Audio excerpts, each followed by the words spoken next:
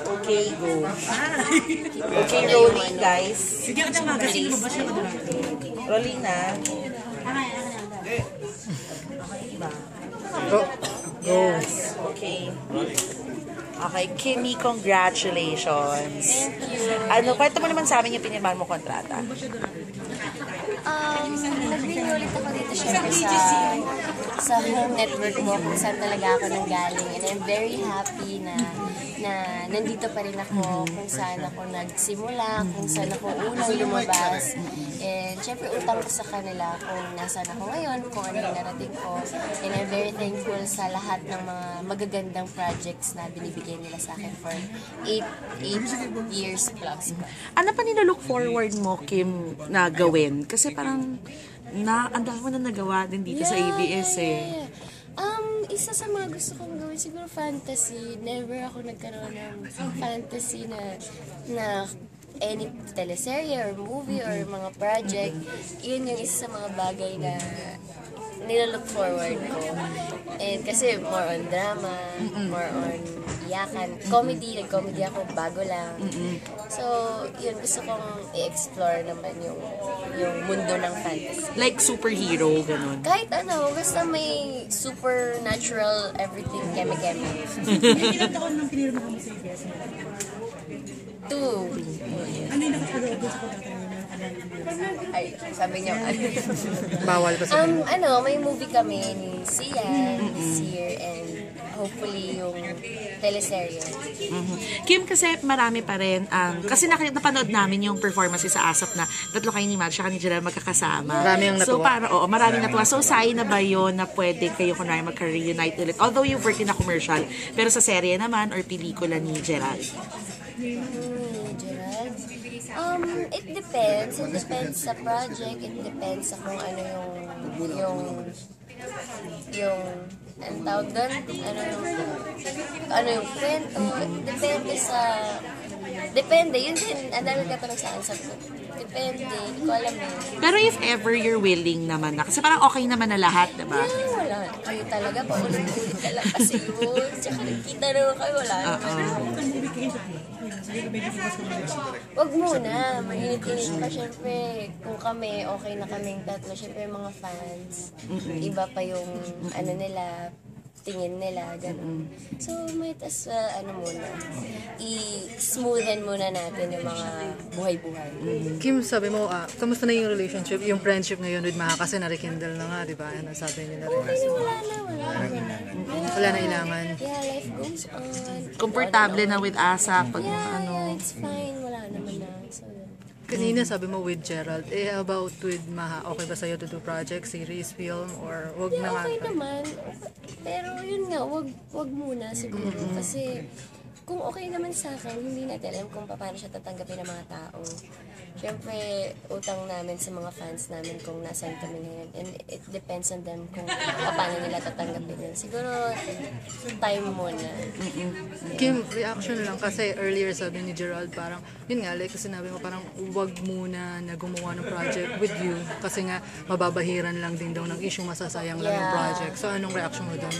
Yun nga, di ba sabi ko parang mainit-init pa yung issue kung sa amin as individuals, okay na sa amin yung mga bagay-bagay. And yung iba kasing tao, iba rin yung tingin nila.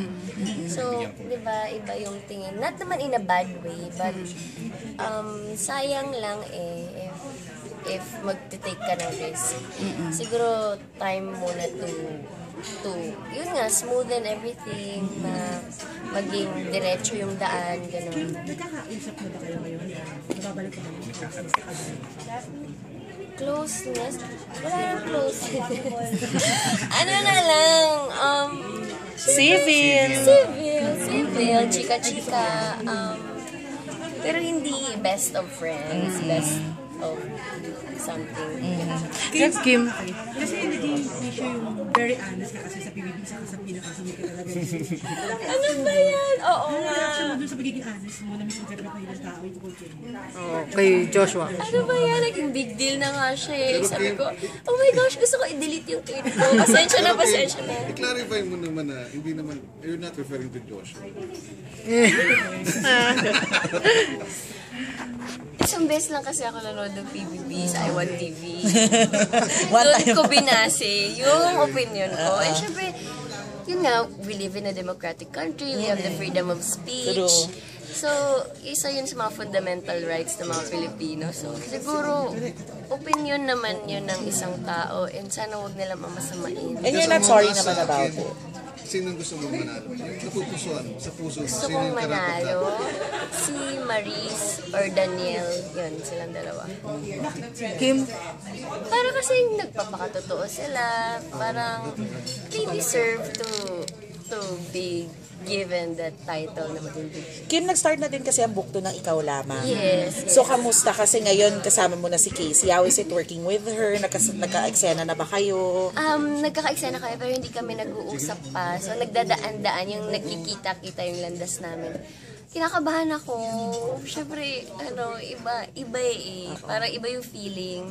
Parang, oh my gosh, ba't ako kinakabahan? Bakit ka ba kinakabahan? Hindi ko alam, parang ang taas-taas niya kasi. Na parang, oh my God, wait. Buti na wala pang lights. So, marami pa akong time na maghanda.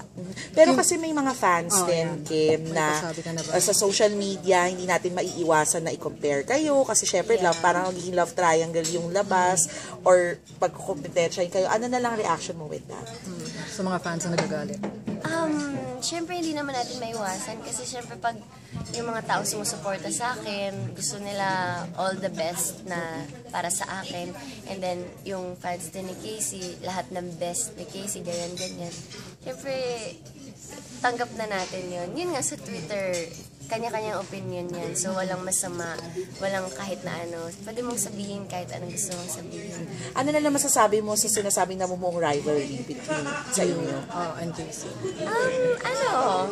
Abangan nila dahil marami pang dapat abangan ng mga eksena naming tatlo. Ako din, nag-aabang ako. Kabahan ako eh. Pero friends kayo? Ay, nag-uusap? Or... Hindi kami ganun ka-close. Kasi, di ba, alis-alis siya ng bansa. Ganun sa, just wala siya sa ASAP. So, hindi ko siya masyadong close. Pero looking forward? Yeah, looking forward. Kim, yung sa PBB, you're not sorry for your opinion, no? Pero nagsasorry ka lang dun sa mga fans na medyo na-offend. Yeah, so medyo na-offend. And nirespeto ko naman din yung opinion nila. And yun nga, kanya-kanya opinion. Sana wag nila masamain yun. Tsaka walang pangalan yun. Walang pangalan yun. Oo nga. Walang pangalan yun. And yun lang ulit, bakit si Maris at si Liza? Maris and Daniel. And Daniel, why Maris and Daniel? Kasi sila yung nakikita kong totoo sa house. Konting episode lang to, so wag niyo ako i-quote. So, minsan lang ako nanonood as in super. So, yun lang, nakikita ko sa kanila na parang deserve nila manalo, deserve nila to represent as big winner na marami sila napatunayan sa loob ng bahay. Kim, it is a good year for you. Sobrang good year. Ang dami magaganda nangyari. And I'm very happy and very thankful. Thank you. Thank you, Kim. Thanks.